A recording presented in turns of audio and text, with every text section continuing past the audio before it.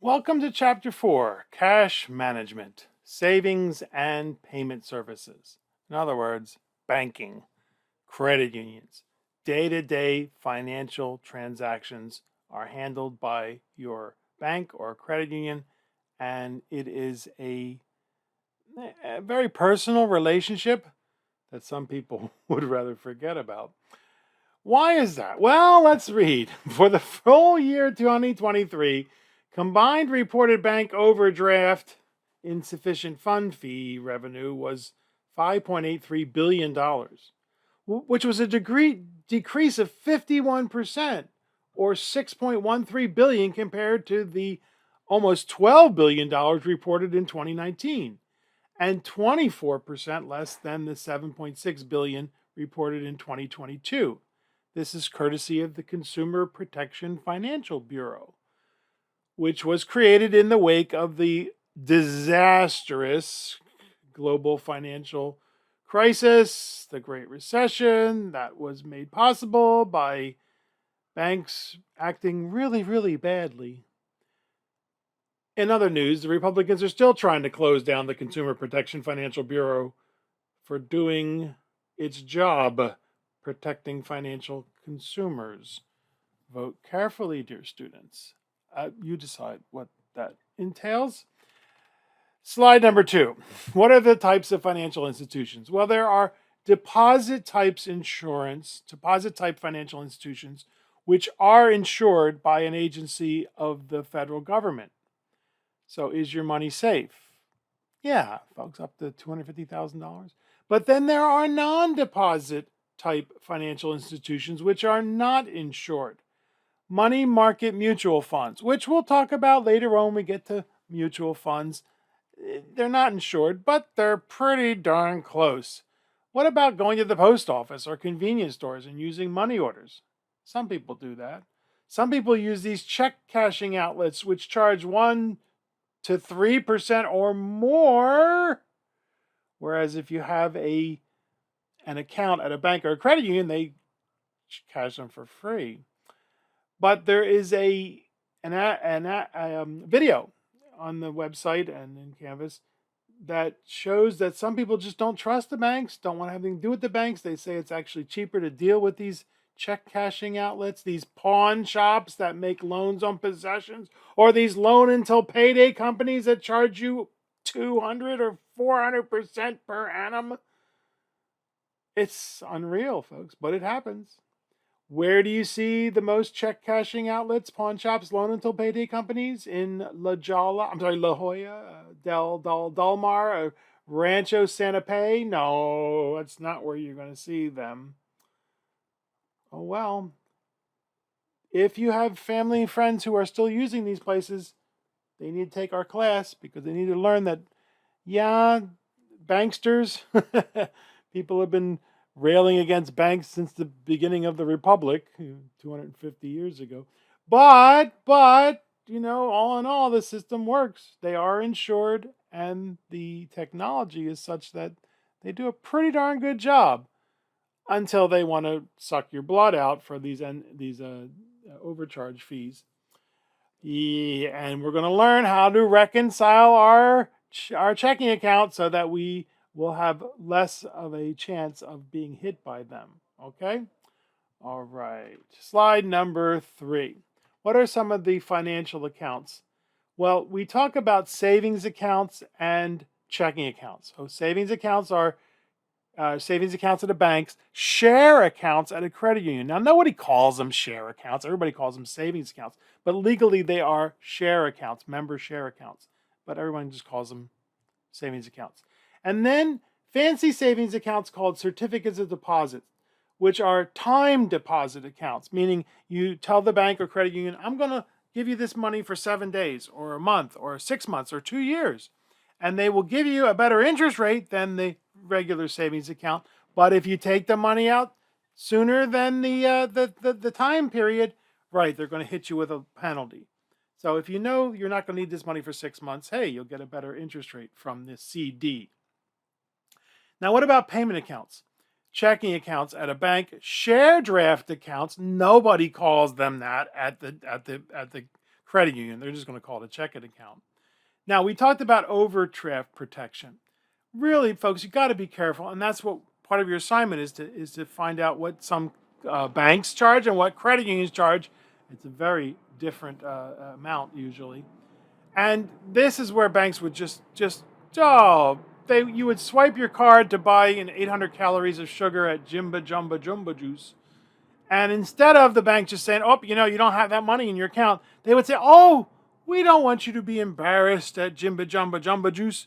We're going to allow that $8.80 fee, $8.80 charge to go through, and then charge you $35 for the privilege of doing that. So now you must opt in, and they want you to opt in. I would rather have them just say, thank you very much. This is not going to work. You can't buy that 800 calories of sugar, but you have to decide. Now, we talked about money markets. Some banks, well, actually all banks and credit unions now have their own form of money markets. These are insured if they're at the bank or the credit union. If you're at a mutual fund company, and we'll talk about mutual funds way later on, folks, they are not insured, but they're very close. They're very close to being insured. There's a whole history behind money market mutual funds, how they came about, and how they are not insured, but pretty much insured. Some folks might have a trust account for a child who has lost her parents or whatever. That needs a trustee to watch over it. And then when you go to a well-heeled brokerage firm or whatever, the company might offer you an asset management account, which has nice perks, a black credit card, which I guess is better than regular credit cards. Now, what about these club accounts? You didn't see these for decades. They started in the 50s, 1950s and 60s, and they would say, oh, little lady, bring down $5 out of the spending money of your account every month or every week and put it in your vacation club account or your Christmas club account, and we'll give you a toaster. And then you usually didn't pay interest, these club accounts. And then at the when vacation time came around or Christmas time came around, you would pull the money out. Now, this is something I learned, Tanda Kundina Palawagan. I learned this from a friend of mine who's from Mexico. And when she told me how it worked, Palawagan is the Filipino version, I just could not believe it. I thought, are you serious? So here's how Tanda works, Kundina. And if you know, you don't need me to tell you, but a group of people, say let's 10 people get together, and the organizer is usually somebody who's well respected in the family or the community, in the friendship community, and everybody puts in $100 every month for 10 months because everybody wants to save $1,000. You then pull numbers out of a hat, and usually the first person, it goes to the person who organized it. So maybe you get number 3. So after the third month of everybody putting in $100, you would get your $1,000. So obviously the person who gets the last number, 10, they got to wait 10 months, which is what they would have to wait if they had put the $100 away on their own. And I was just so amazed at this. And I said to her, what's to stop the first person from just grabbing the money and just saying, ha, ha, ha, ha, ha. And she looked at me as if I had just said, what's to stop the first person from eating somebody's baby or something like that. She was horrified at that suggestion. And then I thought, oh yeah, I'm from a different culture. I'm from Philadelphia, Italia, where we don't trust anybody. And so if it were me doing this for my buddies, I would take the money and say, I taught you a good lesson. Don't trust nobody. It's culture, isn't it? I'm allowed, because I'm Italian, I'm allowed to make jokes about the Italians. And of course, my grandmother, she was so upset when I think I was 13 or 14 years old. When the first Godfather movie came out, my grandmother was so upset. Oh, how could they say that? Oh, your grandfather, God rest his soul, worked 6 days a week. And I said, Grandma, it's a movie. If anybody actually believes that all Italians are mafiosos, you're not going to change their mind, right? And so the same thing is true here. It's part of the culture. I said, what happens? As I said, she looked at me like I was horrified. She goes, well, it wouldn't happen, and if it did, it was because somebody was sick or something, and they couldn't come up with $100. And then we would work together to so see in Mexico culture, family. The culture is so family oriented and friends oriented that they would work together to make that person whole. So I was impressed. I was impressed. Now I'm not saying you should do it, folks. I don't think it's a good idea. That's why we have banks. And I know many of the Mexicans don't trust the banks because twice the banks stole the money from the population and got away with it. But it's culture. It's culture. But here in the United States of Armenia, I'm sorry, United States of America, the banks, even though they love to put their needle in our arms, especially when we get to chapter 5 and credit cards, and suck out our blood, we do know that unless the world ends, they're going to come through with the money that you gave to them. Now, payment methods. Usually your checking account is free if you enroll in electronic statements. Some places still do charge a checking fee. Older forms of payment, such as certified checks, cashier's checks, and money orders, you just don't see that much anymore. A certified check is a check that you went to your bank and your bank said, okay, I will certify this check, which means they're saying, we're going to make sure, say it's a check for $400, we're going to make sure that your account doesn't go below $400 until this check is cleared. So the person you give it to can be reasonably assured that the bank is going to make due on this payment. Cashier's checks are checks that are not based on your account. They're based on the bank's account. And these things used to be good as gold until the 1990s when there was a rash of very good counterfeit cashier's checks. And so the vendors usually this is what you would do. If you had enough money in the bank, you would get a cashier's check and buy a new car. You didn't finance it, you'd saved up for it. Or a down payment on a house or whatever. So the lawyers still believe that cashier's checks are good as gold. But the businesses, the escrow companies at the real estate finance firms, they don't trust them anymore. They want you to wire the money directly to them. And then money orders, if you're so inclined, you can go to the post office or wherever and get a money order. They usually charge you about $1. Sometimes your bank or credit union will give you 1 or 2 free per month. Now, I'm old, and people, they don't even want to use checkbooks anymore. They want to do everything with their debit cards, with their credit cards. Fine, debit cards, I like debit cards. Credit cards, I like credit cards. If you use it like a debit card, and we will discuss that in chapter 5, because credit cards are the bubonic plague of personal finance. I wish I had come up with that phrase. That's from Jonathan Clements. We'll see in chapter 5. Gift cards, smart cards. People love to get a gift card. I don't really. I'd rather you just give me cash. Thank you very much. But what happens if you don't use the card? It gets in your, for some reason you forget about it or lose it or whatever. Now, more and more, the young folks don't want to use either their credit card, their debit card. They want to do everything electronically. Venmo, Zelle. Folks, Venmo is not a bank, folks. It is not insured. Whereas Zelle is through the banks and you get that money right away. Whereas Venmo, they send you something, it might take you 3 days to get it into your bank. But a lot of young folks like it. And now Apple Pay, Google Pay, Android Pay, Samsung Pay. What's going on here? When you grow up, dear students, you want to be a bank. You would love to be a bank. And some of these companies with cash, coming out of their ears, like Apple and Google and Samsung and Walmart, they want to be a bank. But it's not easy to become a bank anymore. The highly regulated, oh no, you're not a bank, Apple. You're not a bank, Google. And so they want to get a piece of the action. Because every time you swipe that debit card, right, the bank gets a little bit of money. Not much, but it doesn't matter when there's 12,000 transactions a second going on. I thought it was updated. Last I heard that Visa could do 50,000 transactions per second. I mean, How long does it take you or me? How long does it take you or I to do a transaction? And their systems can do 50,000 a second. Now, I'm not a big fan of these. In fact, I call them kleptocurrencies. Right, kleptocurrencies.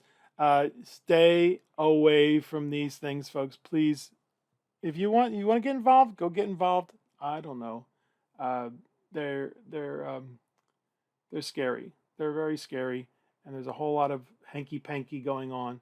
In fact, a person running for president is going to create his own cryptocurrency so he can steal from his followers. I mean, accept money from his followers. Yeah, what a mess. So you decide. And this quote here is a mistake. That's from the I accidentally put that here, so that's going to disappear. What was I going to say? I was going to put something right here, asking people which ones would you. I guess I was going to ask which ones do you feel, or I was going to make some comment, but I'm going to delete that. So my apologies. Okay. So you decide, obviously, because it's your financial day-to-day transactions. But I'd never touch cryptocurrencies, kleptocurrencies. Eventually, dear students, eventually, our government, other governments around the world will create digital currencies, but they will be backed by the full faith and credit of that entity, the government, the economy that is associated with that government, and there will be safeguards involved. And even then they screw up. Nothing's perfect. But these kleptocurrencies, man, overnight everything's gone and there's nothing you can do about it. Nothing, absolutely nothing. And all you got to do is type in cryptocurrency scams, and you'll see that there are dozens of these scams, and people are just, what are you going to do? Nothing. There's nothing you can do. So stay away from them. Enough said. I'll stop. Slide number 5. ATM. What does it stand for? Always taking money. Right. A computer terminal that allows customers to conduct banking transactions, activate the debit card or the cash card, activates the transactions. It's linked to a bank account. It requires a PIN, and there is liability, limited liability, if your debit card is lost or stolen. So you use these all the time, right? Don't think about it.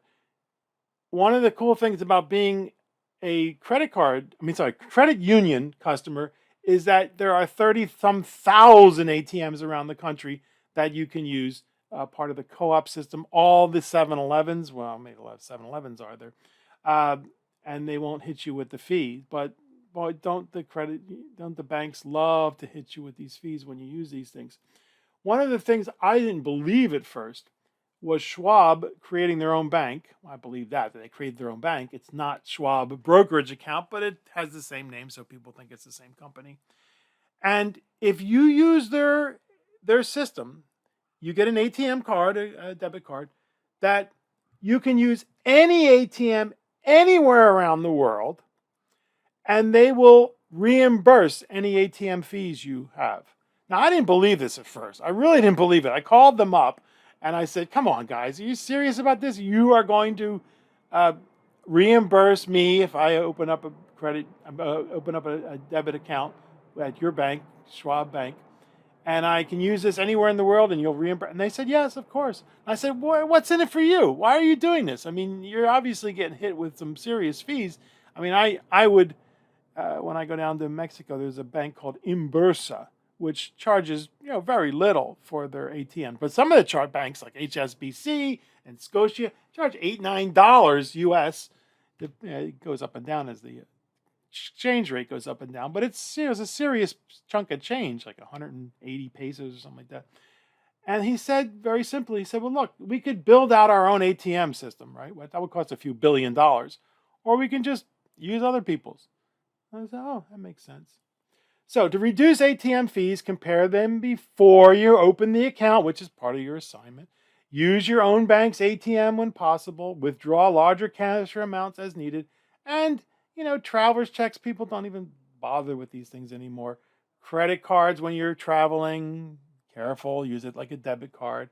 And prepaid cash cards, you lose the cash card, oh well. Yeah, I don't know. But yes, remember that ATM does not stand for automated teller machine. It stands for always taking money. Slide number 6, evaluating savings plans. Well, we're going to learn about the APY in this chapter. That's the annual percentage yield.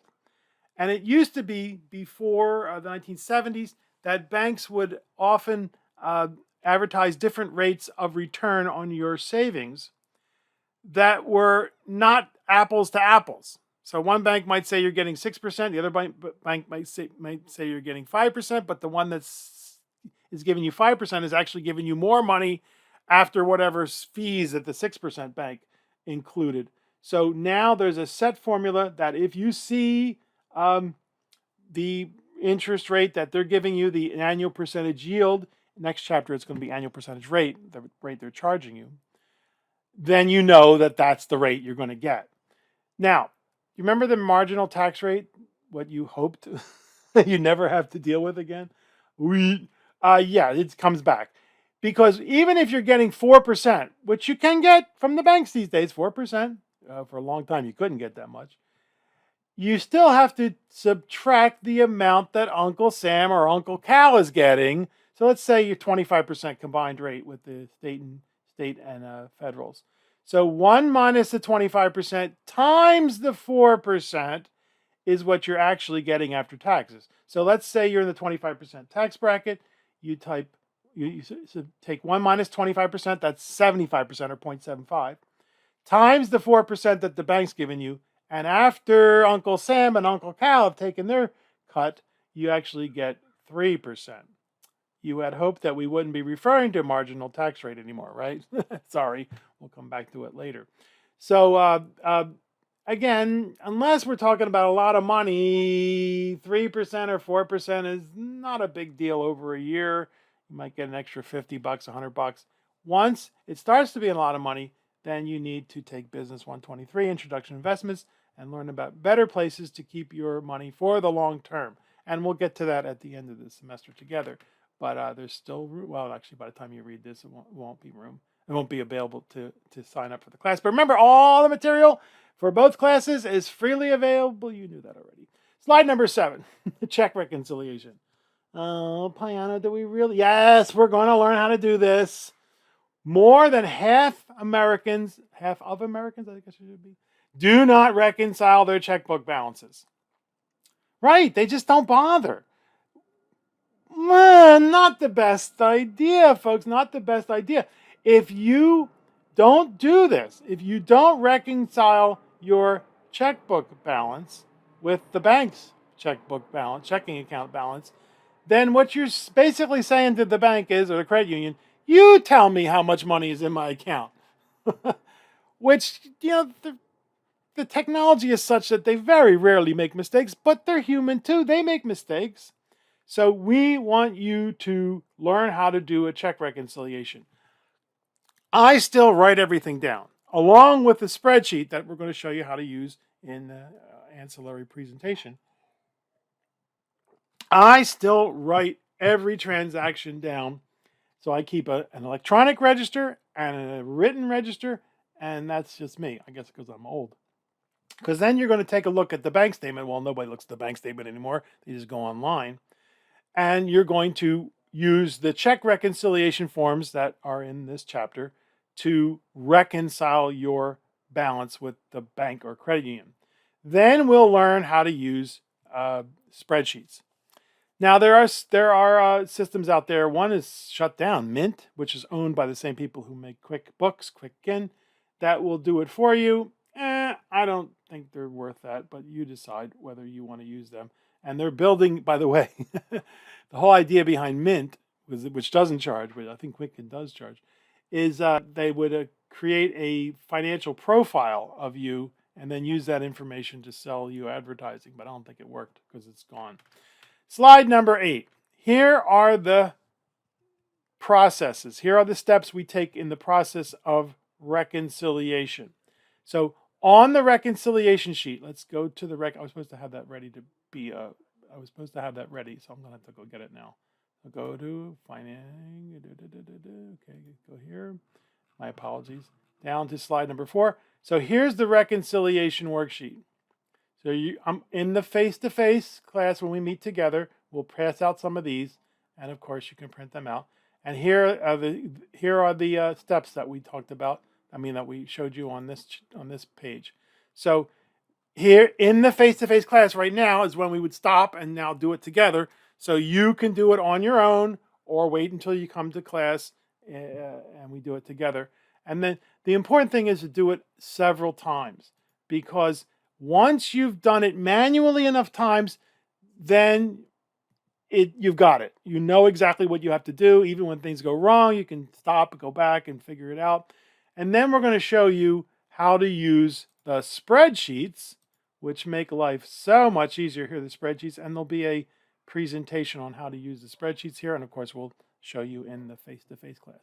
Very cool. Very cool. I hope you think it is cool, because banking, it's such a personal experience. And why do people choose one bank or the other? In the assignment, we're going to ask you to look at 3 different institutions, maybe more, and see how they differ. What people often say is, well, no, my parents banked here, so I guess I banked there. Or it was down the block. It was close by. Well, that might not be the best choice, right? Especially, because the big banks, oh boy, I feel so sorry for people who just complain about Bank of America and Wells Fargo and Chase and all those, but they never even think to look at a credit union where you're treated a whole lot nicer. But okay, that's my opinion, and that's for what it's worth. Thank you so much for being in our class. Make sure that you've done the check reconciliation 2, 3, 4 times. And once you've done it enough times manually, then we'll learn how to do the spreadsheet, and you will reconcile, and you will never allow the bank or credit union to tell you how much money is in your account. Thank you for being in our class.